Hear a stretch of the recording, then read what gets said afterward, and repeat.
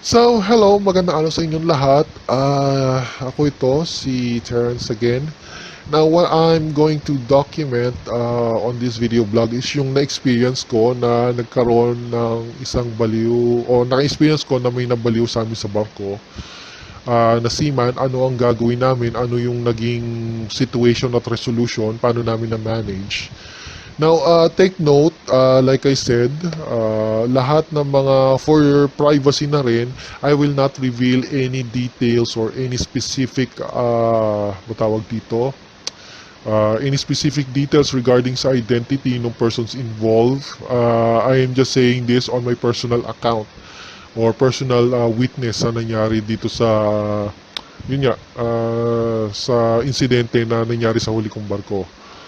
Honestly, I haven't talked about this for about a year na, and personally, medyo nahihirapan pa ako na i-recall or alahanin to kasi it was very stressful. For 2 weeks namin siya hinandle na ganun situation, or at least a week kung tama ako, a week or two. I can't really recall talaga, and to be honest, medyo nahihirapan pa ako na matawag dito na pag-usapan yung situations na to kasi yun nga, dahil doon sa nangyari. But as much as possible, I will tell all the details on, to be fair on both sides kung anong nangyari. And siguro it will be also itong testimonials ko or itong account ko may serve at least for academic reasons kung paano handling yung in case of these situations. Now, mental health is hindi natin pinapansin ito sa mga seaman dahil syempre alam naman natin na as a seafarer we are screened for any possible diseases and genetic disorders to begin with. Now, mental health is, to be honest, isa siyang disease na mahirap i-identify sa seaman. Maaring sa screening test pumasa siya, pero when it's actual work time, doon na natin makikita na meron pala siyang sintomas ng mental health problems. And also, there's a possibility as well na kahit, walang guarantee na kahit sabihin natin pumasa ka and you've been, seaman for quite some time, at least more than 10 years, there is no guarantee na yung mental health will not break down later on.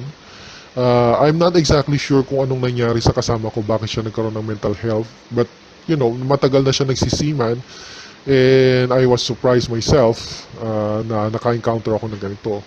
In fact, this situation is very rare sa barko, and as much as possible, as much as possible, I hope na hindi rin kayo maka-encounter nito, ganitong situation. And I do hope na ito na rin yung last na makaka-encounter ako ng kapwa ko co-worker na Filipino na merong mental health problems. So, this is my video. And, yeah.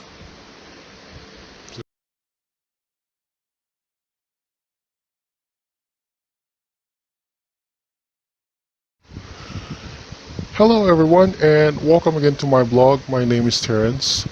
Now, for now, I'm going to discuss the report that I should have made a year ago about the incident, whether one of my colleagues went mentally unstable or insane last year, or my previous last ships. So, just to begin with, the subject seaman will be classified not on his real name. It will be subjected or classified as, or codename as GD 2019 PhilCalv. And that's the reason for privacy, so we will not use any real names here. We will just use a coded name.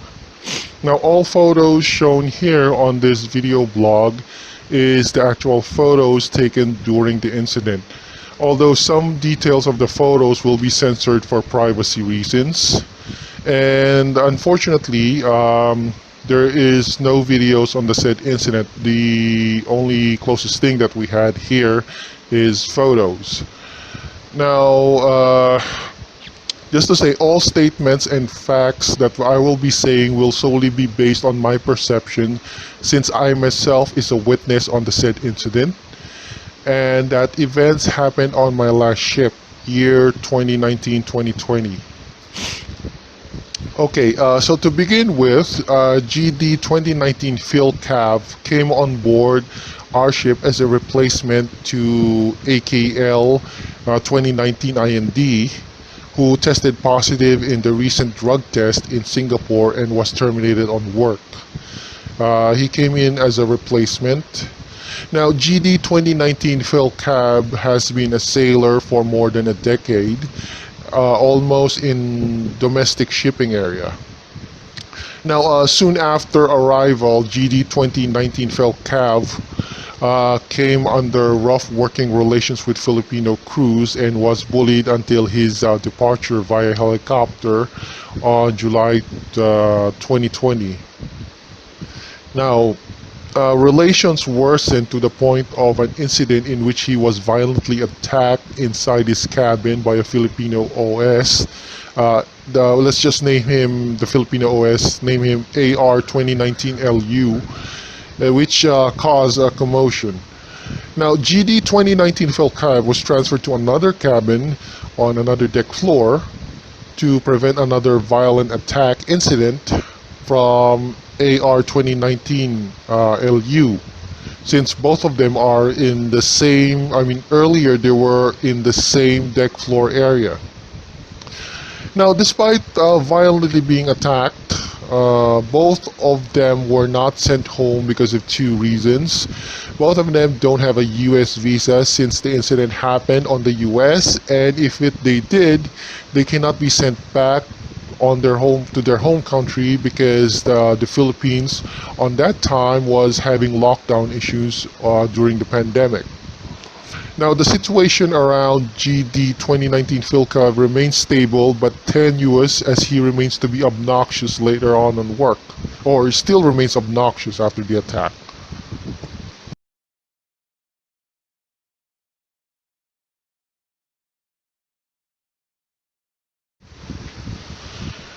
Okay, so deterioration of mental health niya.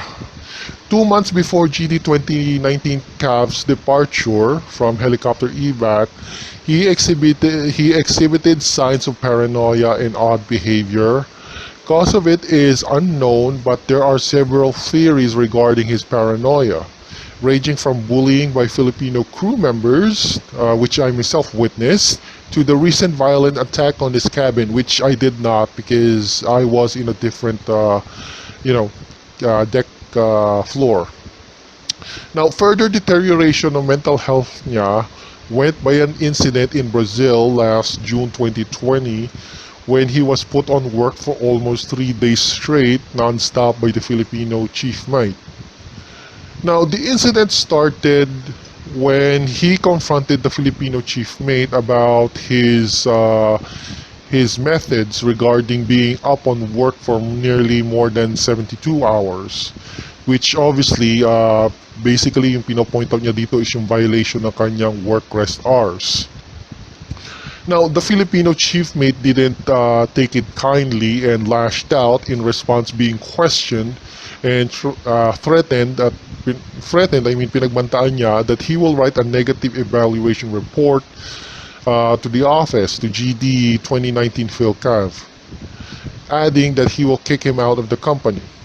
Now, most likely the incident drove him over the edge, most likely, or it is implied, and it was told by AB 2019 Field BIC that his movements and actions on work is erratic.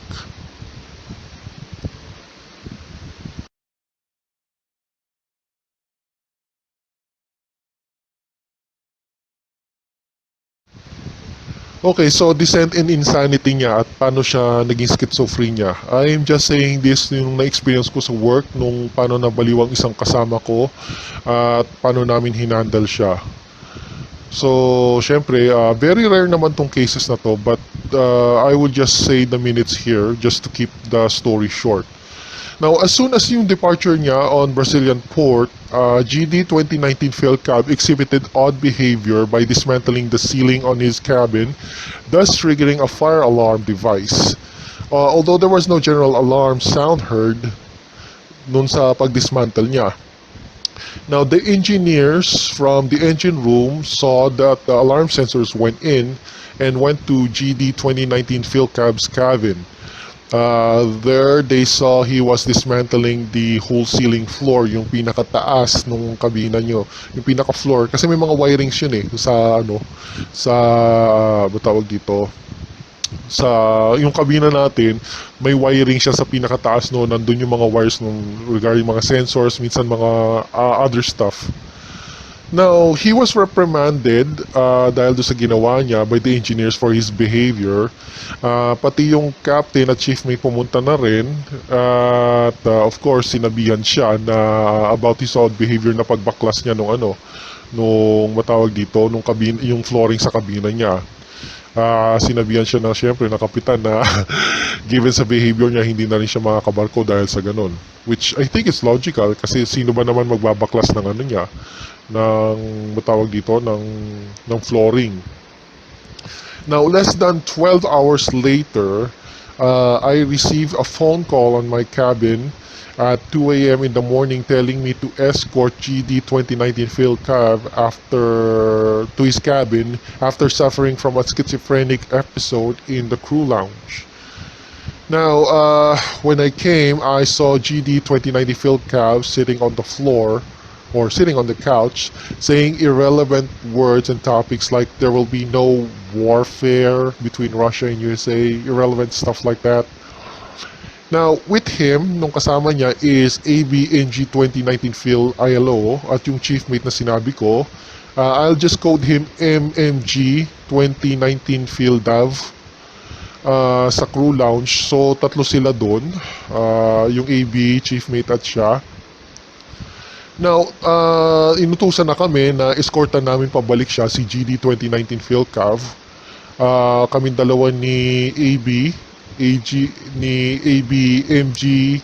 NG 2019 Phil, ILO.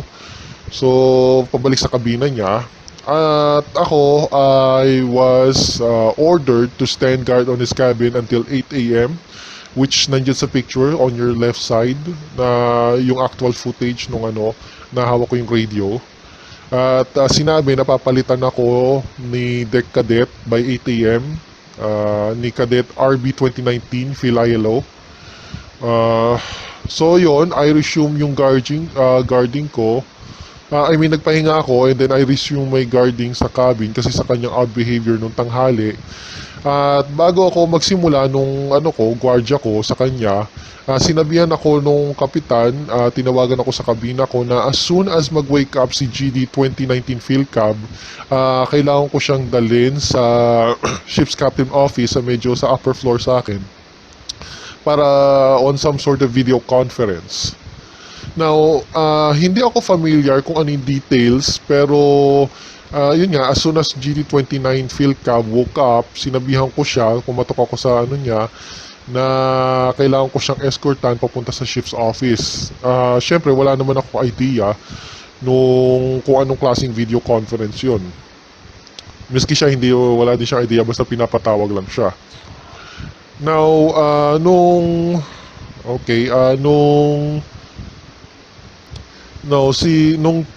pagkatapos nung nandun na sa nagvi-video conference si GD 2019 na immediately nag-show siya ng sign ng distress pagkabahala nung kanyang pakiramdam nung nalaman niya na doon sa captain sa ship's office, na yung video conference ay interview sa kanya nung may mga, alam mo na, mga opisyal o may-ari yata or superintendent sa kabilang linya nung conference na yon.